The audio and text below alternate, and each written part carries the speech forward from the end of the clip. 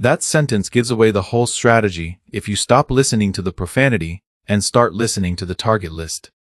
Trump is not betting that one more night of conventional strikes will somehow shatter Iran by Tuesday. He is betting that if Tehran believes the next phase is power loss, transport rupture, and civilian paralysis, the pressure inside the regime will spike faster than the pressure it is trying to impose outside its borders. And he already had a proof of concept. The B-1 suspension bridge between Tehran and Karaj was blown open before it ever got the chance to become ordinary life, which means Bridge Day was not a fantasy threat anymore. It was a demonstration that this war could move from hitting capabilities to hitting continuity. Now add the second blade. Nearly all tankers had already stopped carrying oil, gas, and other goods through the Strait of Hormuz. So Trump's threat landed, while the world's most sensitive energy artery was already under severe pressure. That is why he thinks this can break Iran fast, because the threat is not arriving in peacetime. It is arriving at the exact moment Tehran is sitting on a global choke point. If you came here for the version they will not say cleanly on television, you are in the right place. Subscribe now, and in the comments give me just one word: bluff or blackout, because that answer decides whether this deadline is coercion or the start of something far worse.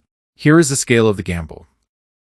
About 20 million barrels per day moved through Hormuz in 2024, roughly 20% of global petroleum liquids consumption, which means this is not a side corridor, and this is not a regional footnote. Trump appears to believe that when Iran combines domestic vulnerability with control over a choke point this big, threatening its civilian systems becomes a way to force a faster decision. That is the real title payoff. Power Plant Day is not a slogan about destruction for its own sake. It is a time-compressed pressure model to threaten the internal wiring of Iranian daily life while Hormuz keeps the external pressure on maximum, and maybe the leadership decides the cost of holding out until Wednesday is suddenly too high. In other words, Trump is betting on two clocks colliding. The first is the global clock on oil, shipping, insurance, and allied panic. The second is the domestic clock inside Iran. The fear of what happens when the next targets are not just bases and depots, but the systems that keep cities functioning. His theory is that if those two clocks hit at once, Tehran blinks, and that is why the word Tuesday matters so much. It is not just a date. It is supposed to feel like a compression chamber. A threat without a deadline is anger. A threat with a deadline is pressure organized into time. Then he tightened the screws even further. He fixed the threat to Tuesday, 8 p.m. Eastern, turning the message from emotional violence into a scheduled ultimatum. That precision is the point. The more exact the clock, the more every mediator, ministry, commander, and market actor starts asking whether the next rung is already loaded. This is how modern coercion works when it wants to look bigger than a battlefield. It does not only destroy things, it arranges fear. It gives fear a time stab, lets it circulate through embassies and trading rooms, and dares the other side to assume it is bluffing. But if you really want to understand the title, you have to ask a harder question. Why would Trump think threatening power plants breaks Iran specifically? Why not just talk about missile sites, air defenses, or command centers the way leaders usually do? Because power plants are not just infrastructure. Power means refrigeration, pumps, hospitals, traffic systems, data links, industry, household routine, and the basic rhythm that tells a population the state still controls the day. Threaten that. And you are not just threatening damage. You are threatening disorder that people can feel in their bones long before they understand it strategically. That is the mechanism. Trump seems to be betting that military pain can be compartmentalized, but civilian system fear cannot. Military losses can be absorbed, hidden, reframed, and turned into patriotism. Threatened blackouts are different. They crawl inside the public imagination and ask a simpler question. If this keeps going, what still works tomorrow? And once that question starts spreading, it does not stop at the street. It moves upward. Local managers panic. Economic elites panic. Ministries panic. And somewhere inside the regime, the calculation changes. How much more can we take to? How much internal instability are we about to own? That is the optimistic version of Trump's logic. The darker version is even simpler. He may believe that Tehran can tolerate blood, but not the sight of normal life beginning to fracture while the whole world blames Hormuz for the shock. But there is a crack running through that image of total resolve. This threat pattern had already shown another face before, with attacks on Iranian energy infrastructure delayed, after talk of conversations about ending hostilities. So Tehran is not hearing only menace. It is also hearing that deadlines can stretch, that channels remain open, and that rage may still be bargaining theater. That contradiction matters more than the insult itself. If Iran thinks these deadlines are built to shock but not necessarily to fire, then the threat loses some of its coercive value every time it gets recycled. And once a deadline starts to feel reusable, the targeted regime may stop treating it as an edge and start treating it as a pattern. So Tuesday is not only a pressure point for Iran, it is a credibility test for Trump.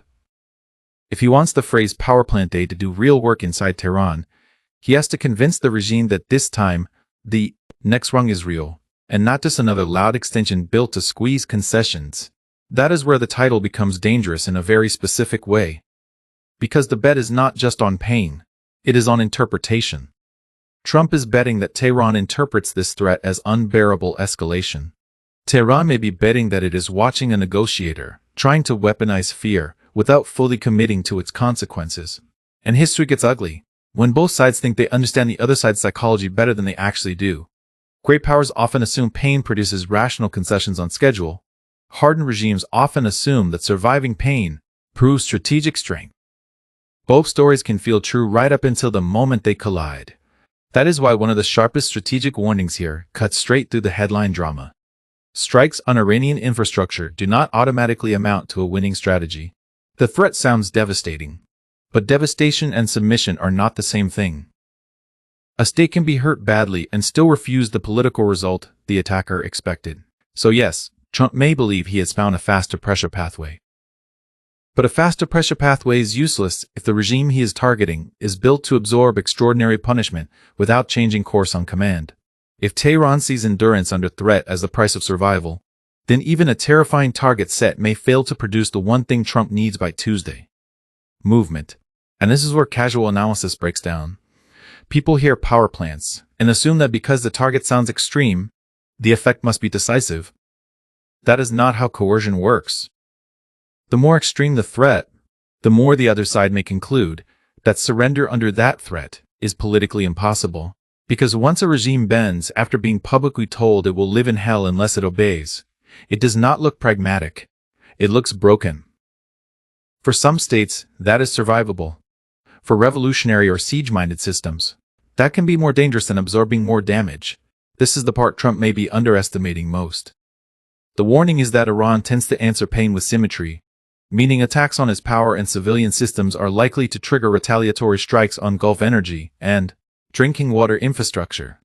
If that happens, the bet on breaking Iran by Tuesday may mutate into a wider regional systems war before Tehran breaks at all. That point changes everything.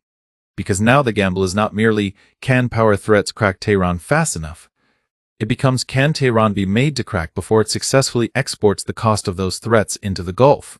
Global shipping, energy prices, and allied panic. If Trump is right about the timing, then civilian system fear inside Iran rises faster than regional backlash outside it.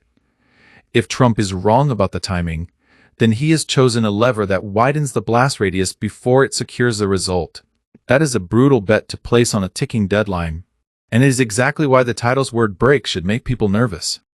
He may think he is talking about breaking Iranian resistance, but in practice, he may be testing whether interconnected infrastructure across the region can stay intact once this kind of target logic is normalized. There is also a deeper weakness in the White House theory. It assumes the regime experiences internal pressure the way outside observers imagine it would. But Tehran is not a normal stress-reactive state. It has a long record of accepting pain, suppressing fallout, and redefining survival as victory. That does not mean power plant threats are meaningless. It means their political effect is not automatic. They may create fear without creating surrender. They may increase pressure without changing policy. And in a war like this, those are two completely different outcomes.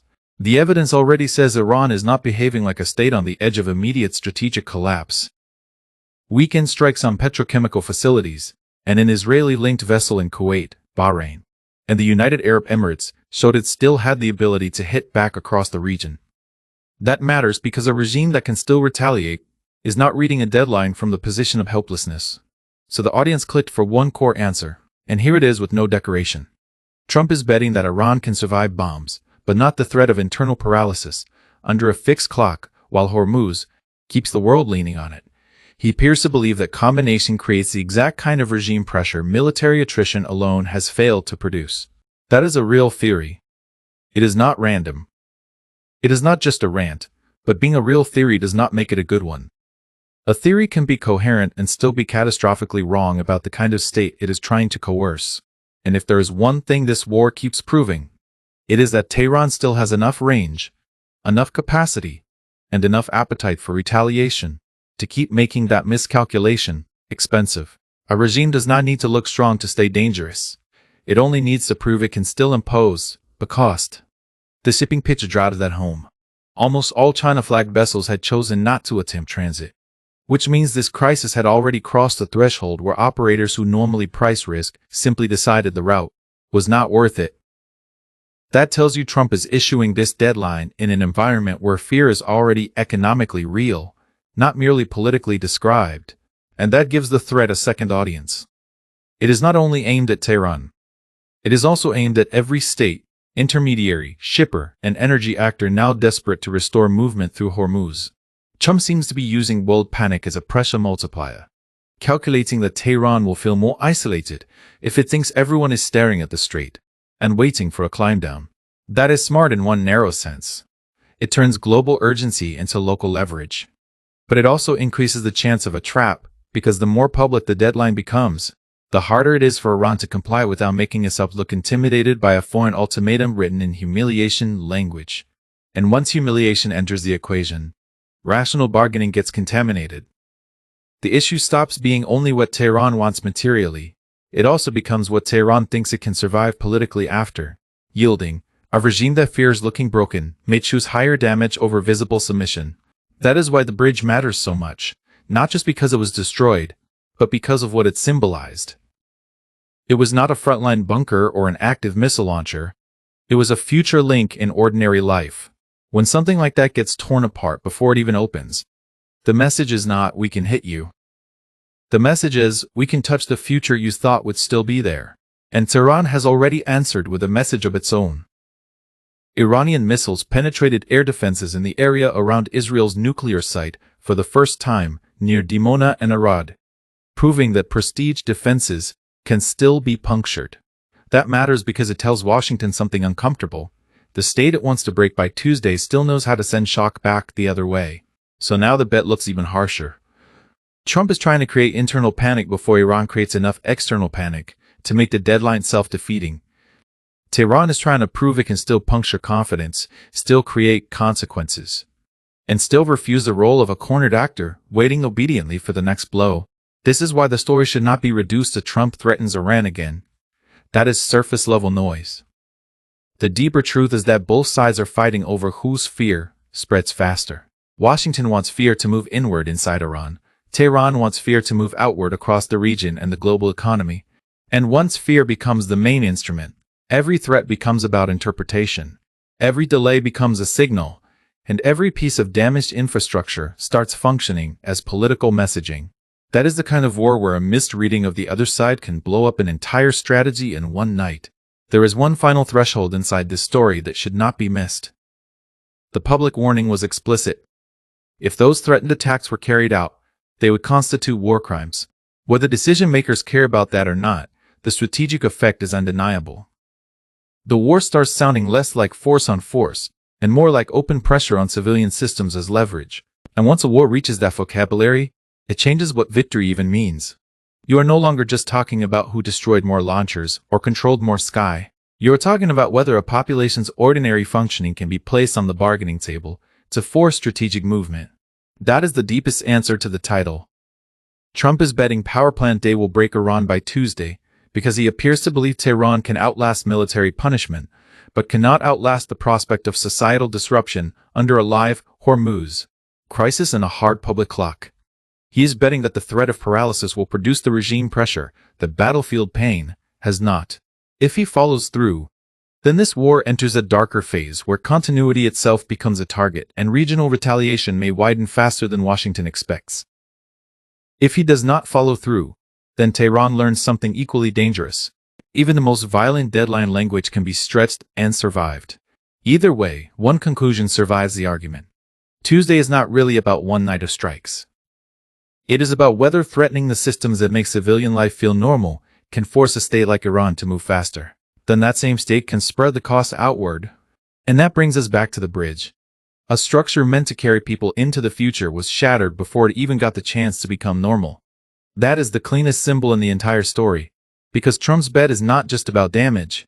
It is about making normal life look breakable enough that the regime chooses fear over defiance before the clock hits Tuesday night. Stay here, because when everyone else reports the threat, this channel tracks the mechanism, and the mechanism is always where the next shock begins.